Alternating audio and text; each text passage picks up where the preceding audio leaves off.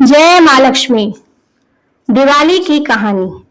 इतिहास में कभी कुछ महत्वपूर्ण घटना हुई है, उसके उपलक्ष्य में ही आज त्योहार मनाए जाते हैं। हर त्योहार के पीछे कोई कहानी या फिर उसका कोई ज्योतिषीय महत्व है।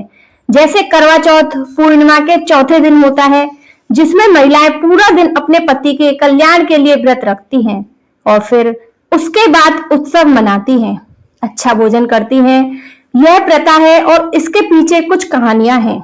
इसी प्रकार दिवाली की भी एक कहानी है, नरकासुर की कथा।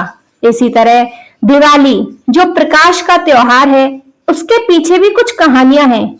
इनमें से एक है कि इस दिन श्री राम 14 साल के वनवास के बाद वापस घर लौटे थे।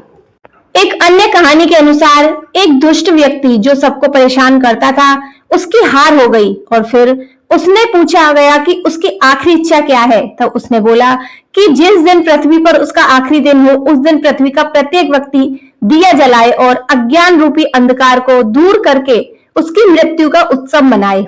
देखिए यह कितनी अच्छी इच्छा है, वह भी एक ऐसे इंसान की जो हिटलर की तरह था, लोगों को कष्ट देता था। श्री कृष्ण की पत्नी सत्यभामा ने उसे युद्ध में पराजित किया था। वह इतना शक्तिशाली था कि कोई भी पुरुष उसे परास्त नहीं कर पाया था। लेकिन जब उसके सामने एक महिला आई तो उसने ज्यादा ध्यान नहीं दिया। उसने सोचा यह महिला क्या कर सकती है, अगर वास्तव में महिला ने उसे परास्त कर दिया।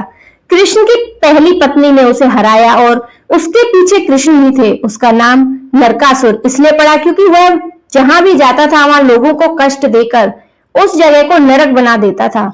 इसलिए मरते समय जब उससे पूछा गया कि अब तुम्हारी आखिरी इच्छा क्या है, तब उसने कहा मेरी आखिरी इच्छा है कि मेरी मृत्यु सबके जीवन में प्रकाश लाए।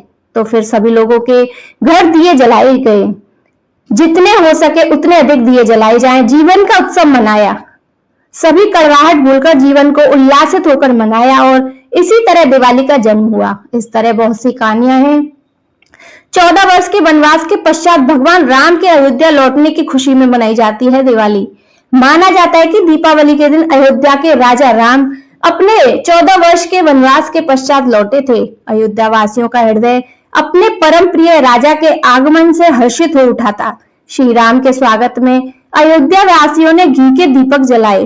कार्तिक मास की सघन काली अमावस्या की वह रात्रि दियों की रोशनी से जगमगा उठी। तब से आज तक भारत के लोग प्रतिवर्ष यह प्रकाश पर्व हर्ष और उल्लास से मनाते हैं। भारतीयों का विश्वास है कि सत्य की सदा जीत होती है और असत्य की हार होती है। कार्तिक अमावस्या के दिन समुद्र मंथन से हुआ था माँ लक्ष्मी का अवतरण, इसलिए दिवाली पर कहते हैं माँ लक्ष्मी की पूजा करते हैं।